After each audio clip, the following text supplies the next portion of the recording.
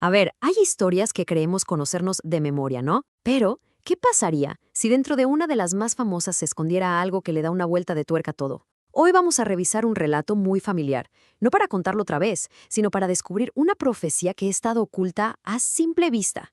Todo gracias a comentarios de hace siglos. Vamos a entrarle de lleno al tema. La pregunta que va a guiar todo este análisis es la siguiente. ¿Y si las últimas palabras del faraón a Moisés, justo antes de una de las plagas más terribles, no fueran un simple berrinche, sino una lectura de las estrellas? Bueno, para entrar en contexto hay que ubicarnos. Estamos en el libro del Éxodo, capítulo 10. La cosa está que arde. Moisés y Aarón están frente a un faraón que no da su brazo a torcer, y le advierten de la octava plaga, una plaga de langostas que va a arrasar con todo lo que el granizo no destruyó. Es sin duda un momento crítico. Pero ojo, antes de llegar a esa famosa advertencia del faraón, es súper importante entender cuál era el propósito de las plagas. Según el mismo texto, no se trataba nada más de liberar a un pueblo, había algo más, algo mucho más profundo, y la pista está en una palabra muy específica. Y aquí la tenemos. Dios le dice a Moisés que la razón de todo esto es para que la historia se cuente. Pero fíjense en la palabra que usan algunas traducciones, burlé. No dice castigué ni derroté, dice me burlé. Es una elección de palabras que se siente increíblemente personal, casi provocadora. Y es aquí donde vemos cómo una sola palabra lo cambia todo.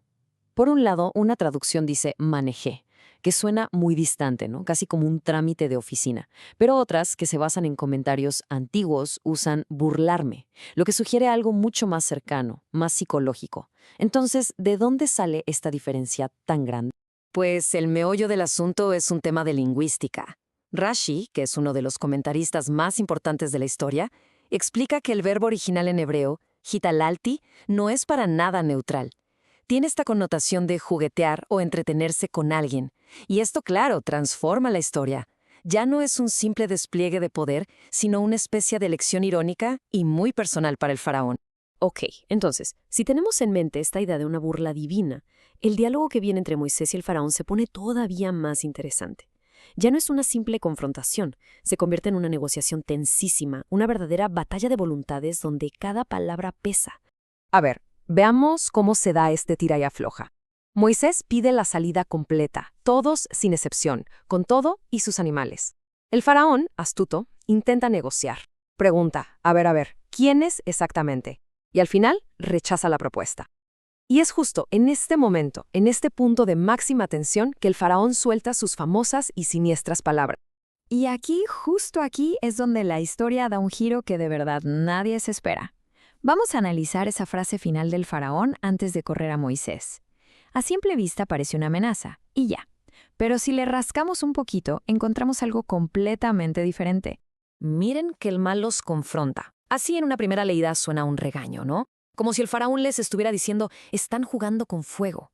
O sea, parece que los acusa de tener malas intenciones, de que en realidad están planeando escaparse para siempre, no solo ir a un viaje de 3 días. Pero, ¿y si no fuera una simple acusación? Hay que recordar que la corte egipcia estaba llena de astrólogos, de adivinos. ¿Será posible que el faraón, como líder de esa cultura, no estuviera hablando de intenciones humanas, sino de un presagio, de algo que vio en el Silo? Y aquí está la gran revelación. Según Rashi, la palabra hebrea que usa el faraón, Ra, no solo significa mal, sino que también era el nombre de una estrella. ¡Una estrella! El faraón no estaba amenazando, estaba compartiendo su lectura astrológica. Básicamente les estaba diciendo, mis astrólogos y yo estamos viendo una estrella llamada Ra en su futuro, y es un augurio de sangre y muerte en el desierto. Y lo más increíble es cómo esta sola idea ilumina todo lo que viene después.